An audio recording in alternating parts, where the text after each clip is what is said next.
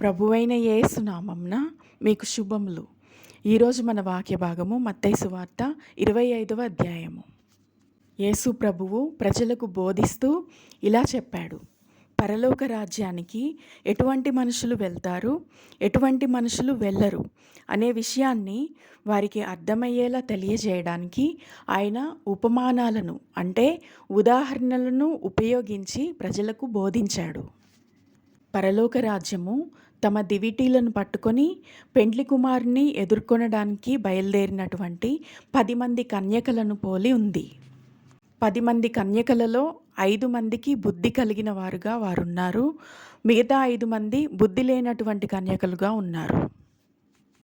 బుద్ధి కలిగినటువంటి కన్యకలు ఎటువంటి వారు అంటే, వారు తమ వద్ద ఉన్నటువంటి దివిటీలను ఎటువంటి పరిస్థితిలో అయినా సరే ఆరిపోకుండా కనిపెట్టుకొని ఉండేవారు.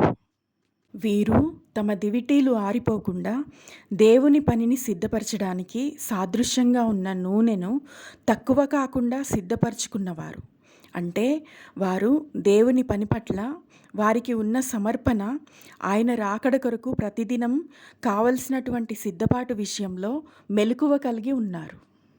ఇంకొక ప్రక్క బుద్ధి లేని కన్యకలు వీరికి వ్యతిరేకంగా దేవుని పట్ల ఆయనను ఎదుర్కొనే విషయంలో ఏకాగ్రత లేనివారుగా, సిద్ధపాటు లేనివారుగా, నిర్లక్ష్యంతో ఉన్నారు.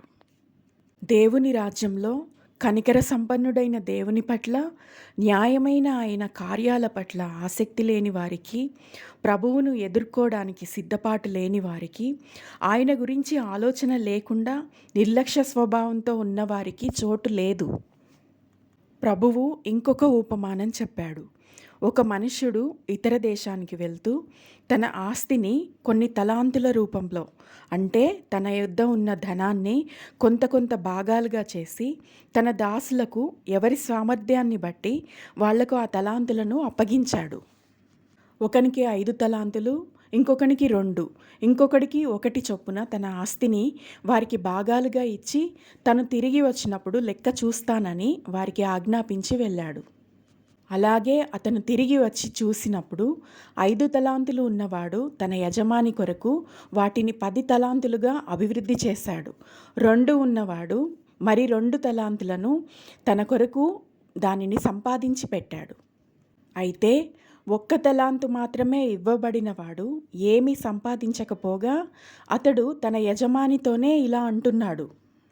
నీవు విత్తని చోట కోసేవాడివి కదా, చల్లని చోట పంట కూర్చేవాడివి కదా, నీవు అంత కఠినుడివి కదా, అందుకని నీవు నాకిచ్చినటువంటి తలాంతును భూమిలో దాచాను, ఇదిగో నీవు నీ సొత్తు తీసుకో అని చెప్పాడు.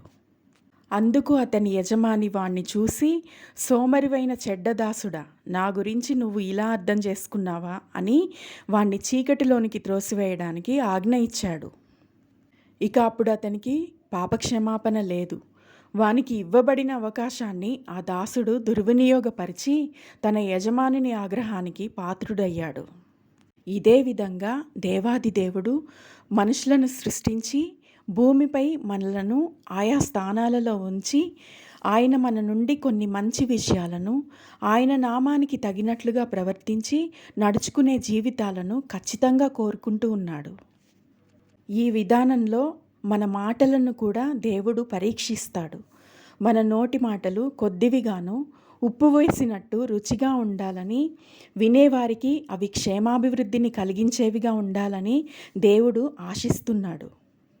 అయితే ఇక్కడ 1 తలాంతు దాసుడు అతని ప్రవర్తన, అతని గర్వపు మాటలు, నిందించే మాటలను బట్టి అతడు తనకి ఉన్న 1 తలాంతును కూడా పోగొట్టుకోవడమే కాదు కానీ తన యజమాని ఉగ్రతకు పాత్రుడయ్యాడు.